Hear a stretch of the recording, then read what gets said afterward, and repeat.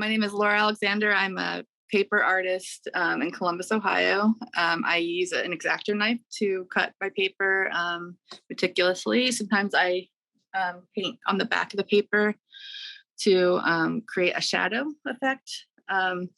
So that's what you're seeing. You're not seeing actual paint, you're seeing reflected color. My work's inspired mostly by travel and patterns I collect around the world, and architectural details that I translate into patterns.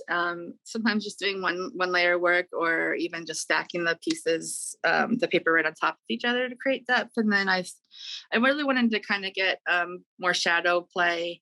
So I started working with foam board to space my pieces so they become more sculptural.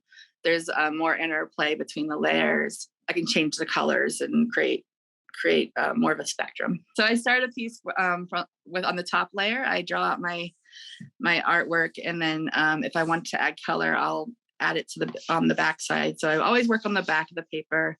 What you see is the front of the paper. And so you don't see the pencil and the the paint, but you just see the reflected paint.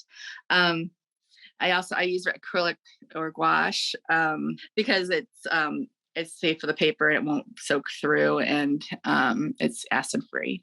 And then for each subsequent layer, I will lay the next piece on it if it's the same pattern and cut through the top layer to the second layer.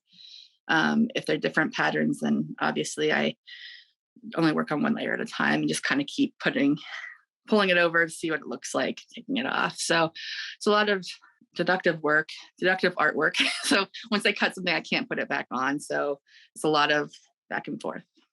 A piece could take from about 10 hours to hundreds of hours at a time.